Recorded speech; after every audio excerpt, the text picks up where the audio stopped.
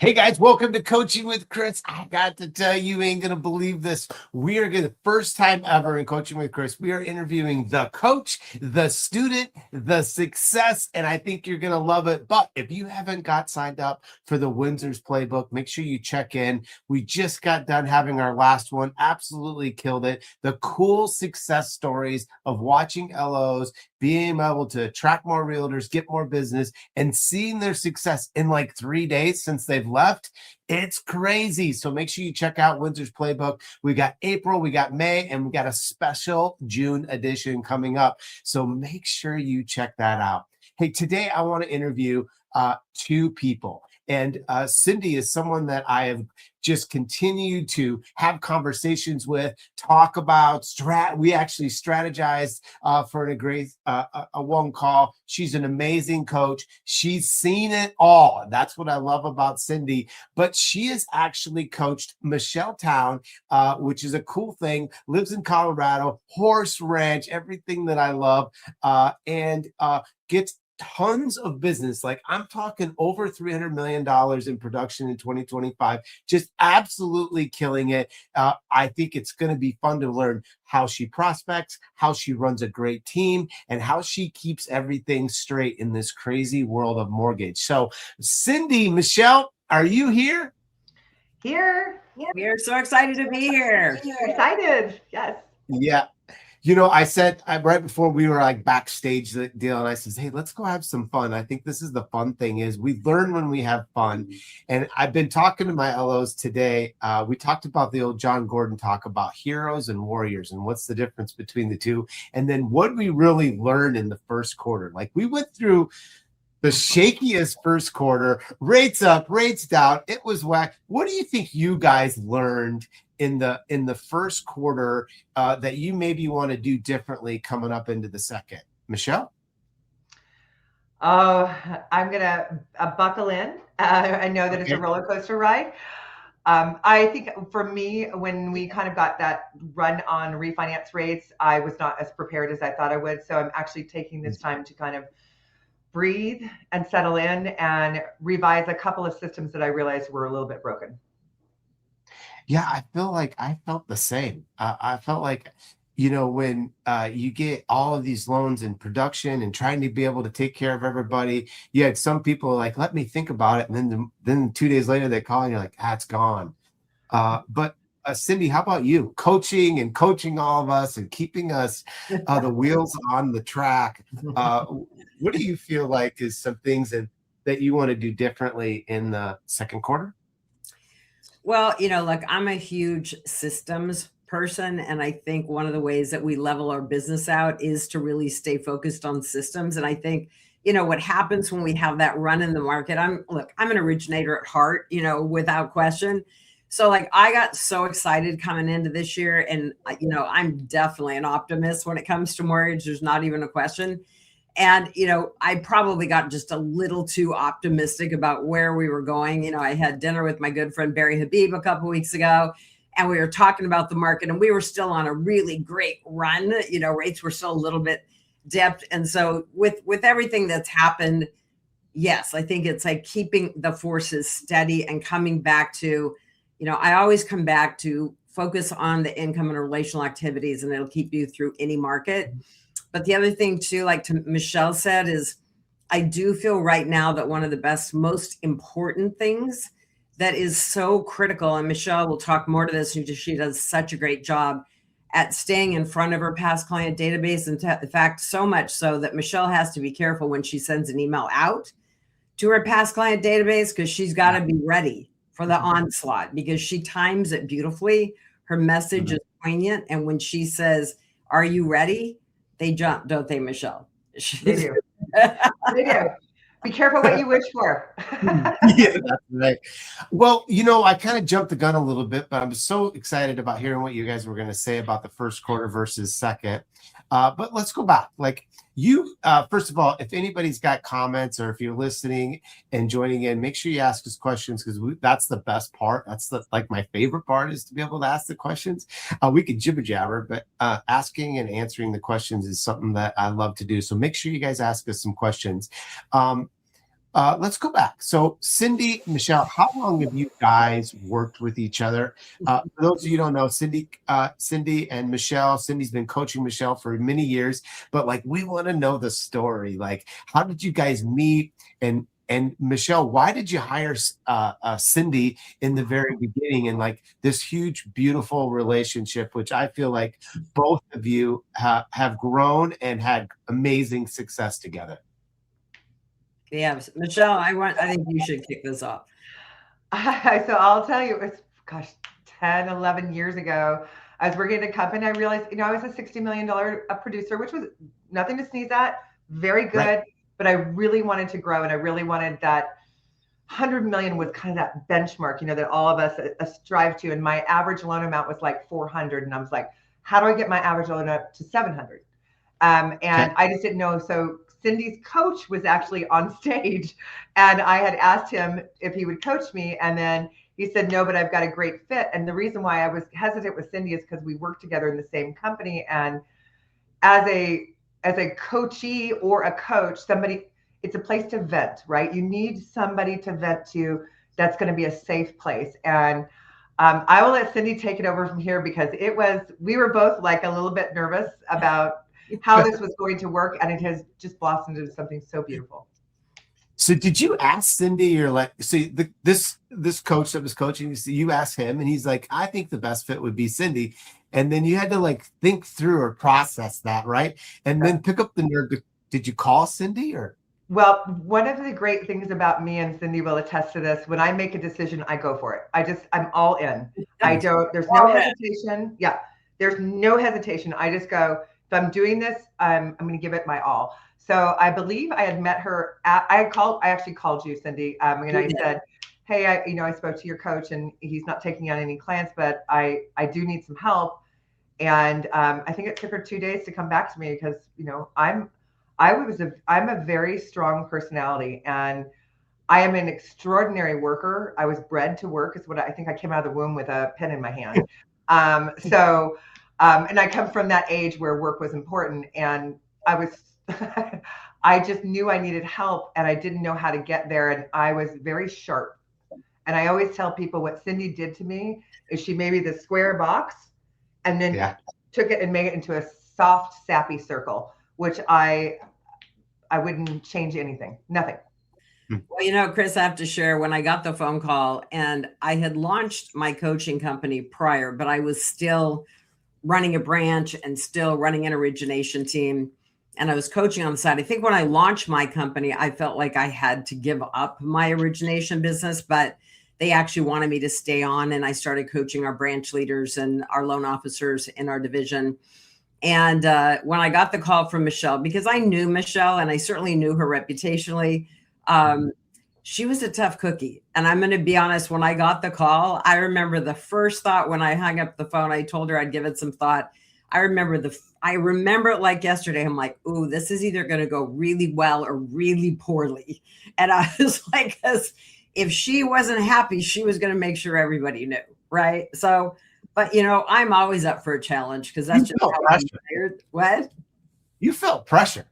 It's like, hey, look, I mean, she's so amazing. She's such incredible. She's such a hard worker. And it was so funny, because I'll never forgotten the first call. And it just goes to show why we should lean into things that make us uncomfortable. Because in our very first call, the amount of vulnerability that Michele shared with me, and some very, very personal backstory that was so private and so personal that she would only tell someone if she could really trust them. And to start the relationship with someone that was willing to be that vulnerable about the challenges of their past and talking about how that led to where she is today, I just was like, all that fear just melted away. And this really trusted bond right on the very first call was birthed. And obviously, when you've coached someone for nearly 13 years now, there's a relationship that gets birthed beyond business, because there's a lot of trust. We know each other extremely well. I know her team. I've coached her team. She always asks me to help her team or take one of her calls if they need help and support. Michelle's a very big heart and pours into not only her people, but her team.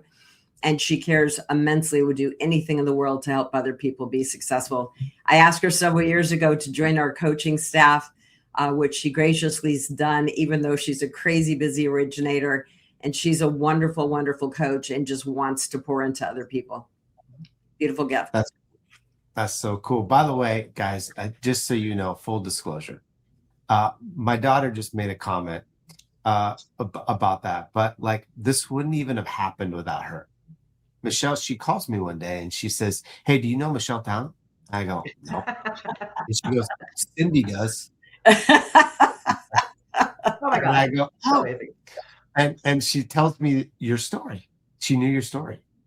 And I said, "Well, we're going to meet her." And I go, "I got a great idea. Let's get Cindy and Michelle on a coaching call and talk about this cool coach-student relationship that's grown into something amazing. I think we all need to hear this." And she goes, "That's a great idea." And so all of this is because of Shelby, by the way. Thank you, Shelby. Yeah. Shout out to Shelby. Michelle, so that day, you did something that took me 2 years to do, which was get vulnerable with my coach so that they could actually make a difference. And you did it right away. And I want everyone to listen is what made you to that point? You're tough, you're strong, you're a hard worker. What made you say, okay, I'm going to get vulnerable so I can grow? Like, what was that mindset that had you do that? Okay, I'm going to probably start crying. So I'm super sorry. This is what she's done to me. Sorry. I'm sorry. You know, backstory, 35 years ago, I was living in my car. I had no place to live. I was hooked on methamphetamines. And I had a judge that came to me and said, "I'm going to give you a chance and I'm going to believe in you until you can't believe in yourself." And I took that. That was very powerful for me. I took that and I picked myself up off the dirt, and fast forward 35 years, this is where I'm at. And I did the same thing with Cindy. I said, if this is going to work, there can be, my dad always said I lived in a box when it comes to my personal life. I keep everybody at arm's length, and I don't want to do that. And I didn't want to do that because I wanted to be successful, and I didn't want the barriers, and I wanted to evolve and grow, and I couldn't, I was stuck. So when I met Cindy, I said, I'm all in, and it was a very vulnerable first call. And I was like, I've learned to get thick skin from coming from a recovery background. You learn to kind of own your stuff, don't own everybody else's, and learn to be, I'm okay if not everybody's going to love me. And that's what I went in there. I said, if this gets out, it's okay, because it's who I am. And I was okay with sharing it with her. And I knew she kept it private until she was ready for me to, announce it to the world. So she helped me do that. But evolving and growing, I mean, I am a $300 million producer, and I'm on the tail end of my career, but I will coach until the day I'm not originating anymore, because it's, I need that. And I need to be able to bounce ideas. I mean, Cindy's coaching is the defining difference, and it is a defining difference. And I love I didn't do well. I tried the hardcore ones that just didn't work for me. I needed a mom approach with boundaries. And she gave that to me. And I'm forever grateful to her. Forever. Thank you. What I loved was you knew what you needed. And you knew how to put yourself in that spot. Like, I think I was like trying to play perfect. Like, I wanted to be perfect so that coach would like me. Instead of like, just freaking get real. Like, I am a mess. I feel like a piece of blah. And the only thing I really wanted was I just wanted to be the best I could be. And so then you get into this coaching relationship, and you're at 60 million-ish and wanting to get to 100. What was the first thing to work on? My team and how I communicated with my team. I was a drill sergeant. And because my background came from processing and underwriting, my natural response was, Well, if you can't do it, I will. Not very nice to a team. I took away all the power. And so the first thing Cindy taught me was to empower my team. They're going to make mistakes. You have to let them make mistakes. My favorite line from Footloose is when the preacher's in the preaching, and they're about to let them do the dance, and he says, "How do our children become trustworthy if we don't trust them?" It's huge. And that's what Cindy said to me. So Cindy, like, we're loan officers, we're freaking control freaks. We think we can do a loan better than freaking anyone else. And getting Michele to let go and to be able to trust the team is quite a process. And I guarantee you there's loan officers, they're like, yeah, that's me listening right now. How did you walk her through that journey to give her the faith to be able to let go? And I'm assuming, Michele, up to this point, you probably went through several team members. Mm-hmm. Yes, she did, as a matter of fact. You know what, Chris? I mean, because I had been a $200 million a year originator, it was a lesson that I had to teach myself, right? So I was a complete control freak. I call myself a recovering control freak and a recovering perfectionist today. But I really did train myself because, you know, my partner and I were leading over $1 billion branch. I was the top producer in the branch, managing 32 loan officers. We were building a region that we ultimately built 20 branches. And the reality is, to manage all that, like, I couldn't control it. I had to be able to hire the right people. And I think it's one of my superpowers today, is helping people build the right team with the right people. I'm a disc profile master. I disc profile everybody for the last 30 years. And so I got really great at hiring the right people, but realizing you can't just hire them. You have to train them. You have to have systems, and you have to hold them accountable, and they're not going to do it right. And you got to have their back. So it's if I had to pick one thing that I work on, because I coach a lot of top producers, and the ones are the worst are the ones that came from a processing or underwriting background. They're just a nightmare because they can do it better than anybody else. So trying to entrust their team is really hard. But Michele made a lot of change because she couldn't hang on to staff. And yet she's like, I'm so nice. I'm such a kind person, which she is. But she's still demanding, as we all are, right? When you're at that level of production, you've got to hold your team to a very high standard. But yeah. I was so impressed and a little surprised at how coachable she really was, because she very genuinely could look in the mirror and say, I need help with this. I'm not great at managing people. And a lot of leaders and top producers are not, because we're not trained as leaders. We're trained as top producers. So I will say that we worked long and hard on her entrusting the team, empowering the team, acknowledging the team, and also working a lot on language. I mean, it's really easy. And I'm a direct communicator myself. And I had to train myself as an executive leader at a mortgage bank. I mean, some of you will relate to this. On a Monday morning, just say, good morning. I hope you had a lovely weekend. Like, that is not how I'm wired. I'm like, well, the Smith file, we need to get it's just like, instead of going in and barking out orders to the team, but to really have a softer approach of how we communicate with our team, because we can't do this without them. Mm-hmm. And so, and then working on culture, working on, systems for appreciation and acknowledging people, working on fun events so that you start to build the team, which Michele's done a great job with. All that takes time, but it's not just, entrusting the team, but now how do we create the culture? And now her team's been with her for years, mm-hmm. and they don't want to let her down on any level. And they love mm-hmm. working with her. So you've come a long way, Michele. You have just been a sponge of growth. I mean, we had a call recently. She said, again, 310 million last year. And we were on a coaching session. She said, you know what? I want to do a session with the team because we need to get focused on building new realtor partners again. Now, she knows how to do that, but we got the whole team on a call just a few weeks ago and went back to key strategies of how to build new referral partners so she keeps her pillars of business all equally strong. So the biggest milestone throughout that growth is probably, Michele, getting to 100 million first, right? That was, well, then it wasn't enough, because we're loan officers, right? I got that disease myself. I Well, hate that disease, and I got I that know. disease. My first coach had told me, he goes, Michele, your bar is so up here. You never hit it. No wonder you feel like a failure all the time.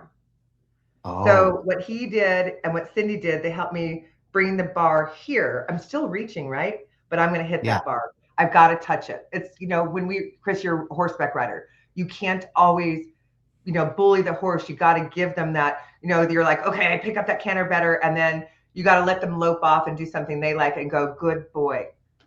And it makes a difference. Same thing. Cindy needed me to stop trying to control here and then pat the team once in a while and say, great job, good boy, good girl, and then it makes me feel better. Bigger bit, you put them back to a snaffle and let them teach release, huh? Exactly, right? Exactly. What was the team?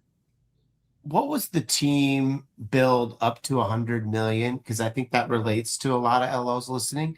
What was the team build up, and what was the first moves of hiring for your growth to get to the 100 million that you concentrated at that point? I know we're going to get to today and where you're at today, but I'm kind of like working my way up to it. So help me understand that demand, the team build, guys, of getting to that $100 million goal first.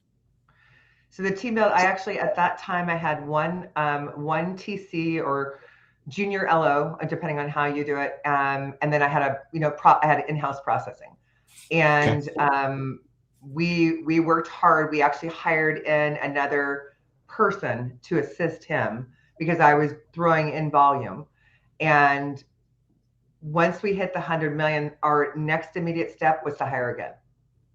Because now my bar just moved from 100 to 150, and I needed to fill that gap. And what Cindy has told me is overhire, have the staff ready, because you can't, it is so hard. And I know everybody on this call knows this. It's so hard once you're in the minutia to bring somebody in. Because what's my first comment, Cindy? Every single time, I'm too busy to train right now. I don't have time to train. So I never want to get to that point. A few years ago, she was absolutely drowning to the point where I was worried about her. I mean, she couldn't even take a breath. There was no gap in the day. She was so overwhelmed. And I said, you need to hire now. And she said, I can't hire now. And I've heard this a lot. I can't hire now. I don't have the bandwidth to train someone. I go, yeah, but if you don't hire now, you're going to be in exactly the same boat 6 months from now and a year from now. And you need to hire now. Like, we'll help you. But the reality is you've got to do it now because, and you did. And sometimes I've had to, beat her over the head 3 or 4 times to just say, like, now, and really identifying too what you need as you start to, because when you go to 50 to 100 million, you're running an entirely different business. And so you need different things. And one of the things that I love doing with clients is having them track their time for a couple of days on normal business days and just track it incrementally as to what you're spending your time on. It's very enlightening. It's very kind of life-changing when you actually look at, okay, yeah, maybe I was on social media for 2 hours yesterday instead of 15 minutes, which is my goal. But just tracking your time and then looking at all those activities and identifying, like, is this a minus? Does this deplete me? Is this something I don't want to be spending my time on? Or is it a plus? Does it fuel me? Is it an income generating activity, a relational activity? And when people go through that exercise and then put the plus and minus next to all the activities, it's pretty easy to see what you need in support. Because for me, I thought for sure I needed another LOA in my own business when I went above 100 million. And when I did that tracking exercise, I became clear that I needed a very strong administrative assistant to help manage my lunch and learns, to manage my email, to set meetings with realtors, to set meetings with my past client database. And that changed my life. And I thought I needed another LOA, but I needed an admin assistant. So Michele, and that was kind of what you needed too at the time. So she did make another hire and you figure out how to get them trained. But frequently, if you're moving in that direction, and I can see it happening this year because we're back to momentum, I'm a big proponent that really identify what it is you need in your business and hire right before you need them, because they're hard to find, the right ones. And I don't want to hire out of desperation. That's the worst. I've done it. Worst thing you can do. You want to hire the right person. And my experience is they'll pay for themselves within 90 days because you're going to go on the right activities. One question that kind of came up in my mind while you guys are talking, which was, what advice would you give to a producer today that's at 60 or 40 and that wants to get to that bar of 100? Was it a particular hire? Was it a change in process? Was it prospecting differently? I think $100 million producer is actually running a real true business, and a $40 million loan officer is we're trying to be a good originator. And that's not a knock on anything. That's just kind of how it feels. And what advice would you give to those listening today to get to 100 million that you wish someone would have given yourself? Michele, why don't you run with that first, and then I'll chime in here. Sure. The first thing I did, and this is with Cindy's help, is she asked me a question. She goes, do you advertise jumbo loans? And I go, well, no, I do conforming loans. And she goes, well, start advertising jumbo loans. So all my rate sheets, I actually switched it around, and the jumbo product went up front. And then my conforming went in the bottom, because I wanted the spotlight to be on my jumbo. The worst thing you can do as a loan originator, I know every single person on this call has had it happen. Oh, do you do refinances too? Right. Oh, yeah. What did I do with my messaging? That is my fault. And so now, I changed my closing call. My closing call is, how was your experience? Congratulations on your new home. I am going to let you know that I'm going to be reaching out 4 months for brokers. We have an EPO at 6 months. So at 4 months, and I'm going to keep an eye on your thing. I'm going to offer you a no cost refinance. I'm going to give you a bunch of different options, because I believe knowledge is power. But I will be in contact in the next 4 to 6 months. Please reach out to me if you have any questions. So now I've set myself up for success. I don't get those calls to say, oh, do you do refinances? But I did jumbo, and I went out on a limb, and I advertised. I go, what do I need? And I went to Sean Hannity, and at that time, nobody was doing radio anymore. So I invested $120,000 in a marketing campaign for a year, which was it's a lot of money. And I raised my level of, I was no longer the conforming girl. I was now the jumbo girl who does conforming loans instead of huge change. And my average loan size right now is over $1 million. Average loan size is $1 million? Over $1 million. Mm-hmm. And you think it was that first tweak of basically, here's what I'm hearing you say. I asked for what I wanted. Mm-hmm. And you got it. Correct. And when you do your realtor calls saying, hey, we've got this new jumbo product. I don't care if they're in Big Bear and they don't do jumbo loans. Somebody's going to have it. I changed my messaging, my love language. My love language became, hey, I'm here. My biggest fear, Chris, and I'm sure a loan officer, and this is why I love coaching, and I love to be a coach, because nobody told me this when I was growing up in the business. Everybody made it seem like it was perfect. Like you said, you wanted to be perfect for your coach for 2 years. Well, coaches see right through it, because we know that ain't happening. But we want you to, feel free to open up to us, and we might draw things out, and that's what Cindy did. But I just really wanted to make sure that I changed my love language to my clients. And we did one of our years, we actually we called it a love bomb campaign.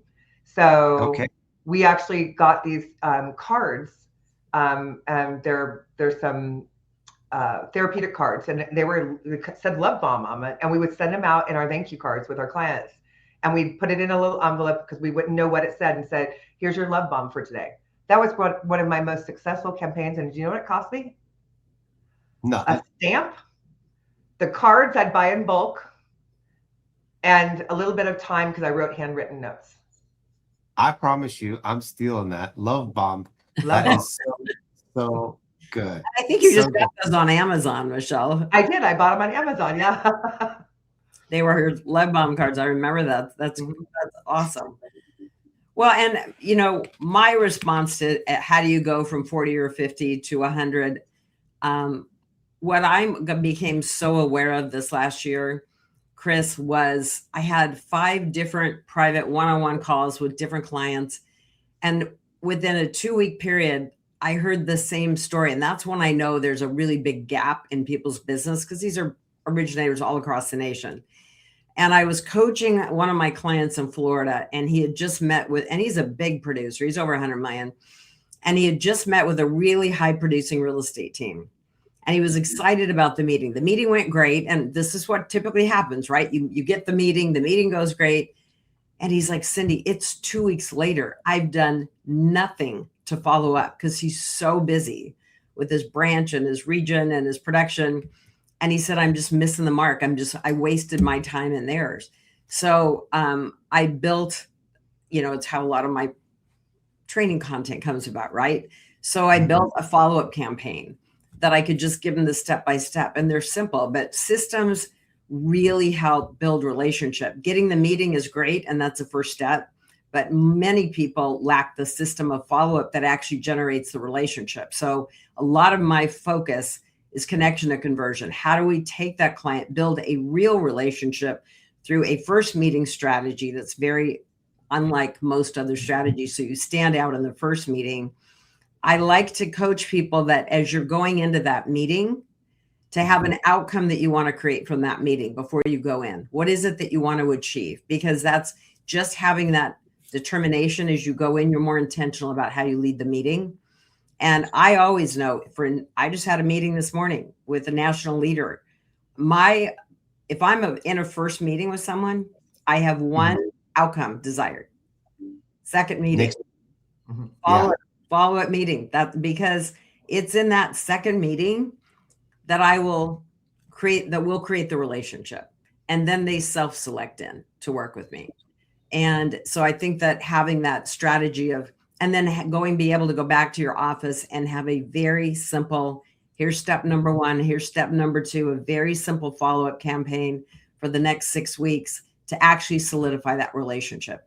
And you can build your business really, really quickly with a really strong follow-up campaign. Yeah, I love that. So fast forward to today. 25 was a good year. Tell me what the team looks like today, Michele. So I have a very empowered team. I'll start with that. They make every decision. They know I'm going to back them, even if it's wrong, even if it costs me money. I'm not always available, so they have full autonomy we're getting a CD out. There's a cost to cure. They don't even need to come to me. They just need to notify me later. They just do it, get it done, because our ultimate focus is the client experience, right? Because my definition of a client is the person who refers to me and uses me again. So it's more than just the transaction. So I do have, for me, because I'm very customer service centric, I have 3, I hired my replacement already. So we have 3 originators on my team. We have 3 loan officer assistant TCs, and we have 1 setup person, and then we have 4 processors. Okay. That's my team. And what do you feel like you spend the majority of your time doing? Critical thinking and problem solving. Okay. The 3 originators are helping originate. Mm-hmm. And are they originating from their relationships or yours? So usually they're doing mine. Because I'm about 2 years away from retiring, Cindy helped me hire my replacement ahead of time, because I knew it was going to be about 2 to 3 years to transition into what I believe it should be. But this is the last year I'm really head on in, and next year I actually get to take the back seat. So it's going to be I might need double coaching sessions. It's going to be very hard. That is my originators. We still build our business. So we're always in growth mode. We never start. I don't believe in having one avenue of income. My avenues come in from repeat clients, refinances, realtors, builders, financial planners, and I always make sure there's 4 feeding, because I don't want, if like when rates went down in 2020 or went up in 2024, a lot of my friends had to get out. I didn't, because I still had that builder relationship feeding me. So, we talk to every client. I tell you, I'm sure everybody does this, but my job does not end when the loan closes. That's actually when it begins. Yeah, that's right. I love your definition of client. Like, I feel like that is just like, I think people think it, but they don't say it. You say it, you mean it, and you can tell that the team knows it. So how do you, are you in staying connected to these past clients? I'm assuming that a lot of these realtors and builders that you have built relationships with throughout all of these years. By the way, you're in Colorado and the majority of your business is in California. How do you stay connected? Like, what is your secret sauce that I don't have that you have, that you can work that in California and be in the middle of nowhere in a horse ranch? Well, I truly believe that I'm better behind a desk than drinking coffee. That's just my personality. I'm actually very shy, and I am a total introvert, except for when it comes to my business. I can talk about my business all day long, but the last thing I want to do, I mean, my weekends, honestly, I don't even get in the car. It's so nice. I have my phone on for a couple calls, but I'm out on the horse ranch picking up poop like you don't want to do anymore, and cutting grass and doing whatever I need to do, brushing a horse or something, and just relaxing. And that's when the one thing about coaching that helped me was I was so work centric. I had to find the balance, because I like Cindy said, I was killing myself, and it was coming out in every orifice of my body, and my mind was just melting, and I needed a refresh and reset. So when I go, my out of office now says, "Giddy up, I'm out refreshing. I'll be back on Monday." Honest to Pete, that's what it says. I love it. I love it. Hey, Chris, there's a couple of little highlights I'd like to pull out of Michele, if you don't mind, because there's like a couple things that I think that she does that are so unique to just her, which I really want to share, because people get very shocked by the fact that Michele does not answer her phone. I think that's very unique. So I want you to speak to that a little bit, because I think that says a lot about who you are and why people wait in your system around that, because I know most loan officers feel like they have to answer every call. So can you speak to that a little bit about how that came about, why you do it, and how you maneuver that and manage that? Okay. Well, I know that there's going to be somebody on this call that says, "That's crazy. I'm never going to do that," because I went to a seminar 15 years ago, and some guy was a high-end producer, and he said, "I never answer inbound calls." And I was like, how can you even do business? Well, I don't answer inbound calls. So I haven't, and it was COVID that made that a necessity. I had an autoresponder on my emails and an autoresponder on my text messages that says, "This is such a busy time. You are so important to me. I want to take the time, and I want to be able to spend time with you. Please schedule an appointment with me here." So I turn it around and make it about them, not about me, not about my schedule. I need to meet. So every messaging that I have, it's consistent throughout our team, is we want to make sure that we set up a time that works best for you. Please feel free to use our calendar link, because it helps us. Because when my calendar is blocked off, nobody gets to me. It's on do not disturb. When I go into meetings, Cindy used to laugh at me, because I would go into a meeting and I wouldn't even bring my phone in. She goes, "You're not even bringing your phone." I said, "Well, these people need my attention." That comes a lot from my father too, which is, he believes that if somebody has reached out to you, it is important for you to reach back out. This also ties into why I can do business remotely. Because we're running at such high levels, my brain is no different than anybody else's. It is running 100 different things at once, and I need them to schedule an appointment so that I can prepare for it, be ready, answer their questions, and then get back to them. So all of my appointments are set for 30 minutes, even if they're only 10. So I have that extra 20 minutes to type up my notes.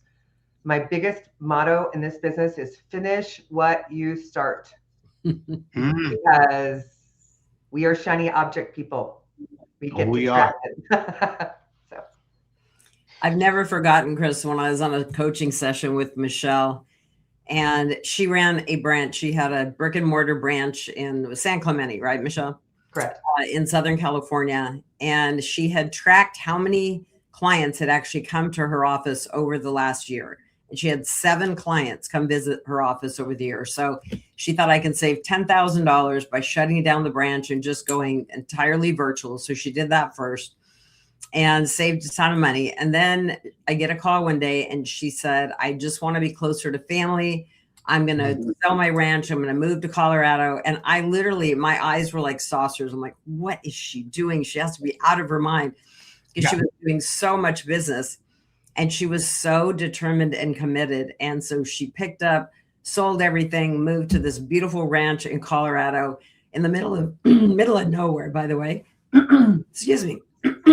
And it was so fun to watch her because her level of communication, she's a Django user, she's a database management junkie, and she uses her CRM like it's her lifeblood. And her communication is so clear. She takes that role so seriously, as did I actually. And I think it's the number one thing right now that loan officers can really improve their business if they decide to work their CRM and database. But she never missed a beat, Chris. In fact, then she did some loans in Big Bear, which is a mountain region here in Southern California. They were so pleased with the job she did that then they referred her to their office out in Palm Springs, and she had so much business she couldn't take it. Like she couldn't take any more business. And then she goes after this builder, and this to me, Michele, is just, I mean, it's incredible to have watched her. She goes after a builder, but not as an in-house. She just goes after one subdivision to get their declined loans. She just wants to have an opportunity to get their declined loans. She doesn't want to be the in-house girl. She started with one state, one project. Today, I forget how many years ago, but now she is not only how many states, 13 or something? For our builder, we are in 5 of their states now. So I'm in their non-QM backup lender. I am pretty much their first choice. I mean, they have different things, like different reasons to use different people, but they've left me, and I love working with them. And I want to tell you, if you're going after builder business, it is a different animal, and it is we try to teach you to be in demand instead of on demand. And on a builder account, unfortunately, you are on demand. There is no way to work it any other way. I've tried, but it's worth it in the long run. Oh yeah, Chris, think about that. 5 states, several developments, and you're getting a lot of the deals. And every loan she does is from a borrower that's been declined, so they're not happy when they get to her. Yeah, I got to tell them, sorry, I have to turn the frown upside down. Is what I say. That's my saying when I get them. I go, my job's to turn your frown upside down, and I'm going to help you. And I have to sell them a different product, and I have to sell them a higher rate, 99.9% of the time. And by the time we're done, I would tell you, it's not 100%, but it's a pretty high, A+ rating that we get from them. There are, we all have loans that go sideways. Yeah. That's how you handle them. Right. One other thing I really think you should speak to, because she knows it's one of my favorite things. She has this program, and I thought it was so brilliant when she first shared this with me. I know you dumped me, but I love you anyway. Talk about that. I think it's so good. Wait, say it again. I know you dumped me, but I loved you anyway. I love you anyway. Okay. In my CRM, it's actually called Closed and Lost campaign. So we don't want to lose them. Sometimes we lose them to price. Sometimes you're competing against a big bank, and there's nothing you can do about that. We all know that. Unless you're that big bank and private wealth manager, set your expectations correctly. Don't get mad when the client goes there. Be excited for them. And my messaging is always very thrilled. Thank you so much. I'm so sorry we weren't your first choice. So my Closed and Lost campaign, or I'm sorry you dumped me, but I still love you. 1 week after they dump me, an email generates to them that says, I know we weren't your first choice. I'm so sorry. I wanted to check in and see how things were going with your current lender. Is there anything that I can do to help you? Even though I'm not your loan officer anymore, I'm happy to explain anything to you. The response you get on that is great. Now I do another one, 45 days, depending on my closing time frame. So they've closed on the loan. They get a closing gift from me. What? Yeah. I've never heard of this before. Yeah, they get a closing gift. Congratulations on your new home. I want to keep present. And then they actually go into my annual review and 6-month campaign that I would do normally. They'll stay in there. I'll still try to connect them. I don't lose them. I tell people I'm like an annoying gnat. Until you tell me to swap me and go away or opt out. Restraining order. Yeah, exactly. I'm going to be there. And because I do pride myself. I'm not a salesperson. I'm an educator, just like everybody else on this. Knowledge is power, trust but verify. And if you're honest with your clients up front, they will come back to you. My best loan ever, my best loan referral partner, I had taken my first vacation ever. And I had totally messed up, just bad. It was a condo. It was 90%. It was jumbo. And back then the LLPAs were huge. And when we were getting ready to go to docs, I realized and it was a big loan. It was my first $2 million loan. I was so excited. And it was like a 1-point cost because it was a condo and I had not priced it correctly. And we were a week away from closing, and I called the client and I told him I messed up. I'm so sorry. And I ate the cost. And that client has never forgotten that and refers me all the time. They ask, what's the closing gift you give to these clients that didn't choose you? So we have during COVID, there was a family out in Southern California that was really struggling. So we actually help them stay afloat. I will send you the name of the company, but we do a succulent with a candle, a personalized card goes out. They've pre-printed them for us. So I think there's 2 succulents and a candle is what we send out. Sometimes I'll do, we do something a little bit, cutting boards I'll do sometimes, but I really like that because plants grow. And if you're like me, it's really hard to kill a succulent. It can happen if you don't water it for a year. It will not survive. But I wanted something that celebrated life and growth. That's why we put something live in there. That's a great idea. Guys, what are you excited about the most for this second quarter going in and or even this year that you guys are really working towards? Cindy? Well, I'm launching a whole new training. In fact, I have a webinar on the 5th of May on Cinco de Mayo, and I just am obsessed with this new concept. In fact, I may write a book about it, about becoming irreplaceable. And I really believe that to be successful today as an originator in the current climate is we've got to become irreplaceable. And I posted on Facebook a couple of weeks ago, if your realtor needed to choose a lender tomorrow, would they really be able to communicate to the client why they choose you? For real? Are they very clear what makes you irreplaceable? And I want people to really think about that. So I'm formulating a lot of different tactical things that you can do to become that irreplaceable loan officer. To not, I say you can't say the word, you've got to actually deliver. And I really believe that's what it's going to take. And I'm excited about it because, one of my favorite things is taking a mid-tier producer and taking them to top tier success because they've already got a level of success. They already know how to do loans. They just need that extra bump. And so much of it, Chris, and I saw this in Michele, and I see it in so many, it's also a belief system. A lot of people, they want it, but they don't really believe they can get there.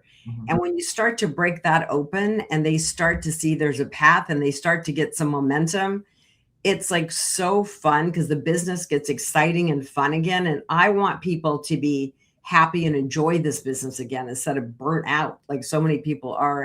And so I think when you give them some roadmaps and some new tools in the tool chest, and I want to teach people how to become irreplaceable. And that's what I'm most excited about this year. So if they want to join or get on that call, how do we, is that something that they can, or is that private just to your coach group? What is that? 100%. I'll send you the link. I'll send you some information on it. Absolutely. Should have had it available. I forgot that we just finished the landing page yesterday, but I will get that to you, Chris. I'd love to get that out to you. Anyone that wants it. It's for all loan officers. It's free of charge. We're going to do a really great giveaway too, as a guide to actually give you the steps to become irreplaceable, because I really want to help people tap into this market. It's the first year we've had wind at our sails, and I want people to really take advantage of this new opportunity. It's exciting, and we finally have momentum back in our business again. That's so true. Well, what about you, Michele? 300 million last year. I mean, how do you even get excited about 26? But you're excited. You're on fire. What are you excited about? I'm excited about embracing the technology that we have, the AI technology. It's out there. I'm beta testing a couple of things right now. It's a little overwhelming, and it does have its quirks, but yeah. I want to work smarter, not harder. With the technology that's out there, I want it to be able to help me speak to my clients. AI is meant to help us have more conversations with our clients, and it does all the small stuff. So I'm excited about that. I'm excited about rates. Listen, last year rates went down a full point. Just nobody really advertised it, but we did. We went down a whole point. That's a lot. We did. And this year we'll probably go down another whole point. And I just want to educate the clients, be ready for them, keep my CRM going. I want to ride my horse and not get bucked off. I want that too for you. That I don't want. And I'm excited about growth, and I'm excited about my, Lacey is my replacement. And she's not even my replacement. That's a bad word. I need to find a different word to describe her. She is I'm really watching her flourish and take over, gain the confidence that she needs to be a leader. I mean, Cindy and I talked about leadership is very lonely. It is. You don't have, when you were in the minutia, you had all the people that all your coworkers. Now you're up at this upper level. It's a little bit lonely. And I'm very thankful that I have my coach, that I have the people that surround me that help me, keep that in perspective, that it's not a bad thing. So last question for both of you. I know we're getting close to the end of the time, but last question for both of you. Why should I get a coach?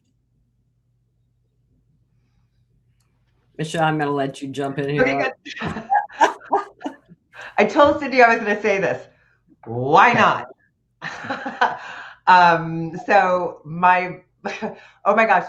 So when I first started, reading books and all this stuff about how to be an originator and everything, it was talking about marketing. And my first loans, they were $50,000 loans in Borrego Springs. And I would do 10 of them a month. My boss laughed at me and called me a car salesman. And I said, yeah, I'm doing 50 of them. I'm doing 10 of them a month. I'm doing it. I took 10%. I truly believe this. I take 10% of what you earn and put it back into yourself. And coaching was where I got to when I could afford that. But my first year in originating, I made less than $10,000. So I took $1,000 and bought these stupid pens with my name on it, my phone number. I would hand them out to anybody who would take them. I still have a box of those pens left. I won't throw them out because it reminds me of why. But why do I coach? Because I need to evolve and I need to grow. I can't do that on my own. I know me well enough. I mean, I think everybody on this call knows I know me. And I need somebody that's going to pull me out of my rut or do that hard call with me. Like, Michele, you can't just get mad at your team and delete their whole pipeline and tell them to start over. That's not the appropriate way. I love it when she starts the coaching session as, ooh, you're not going to like what I did.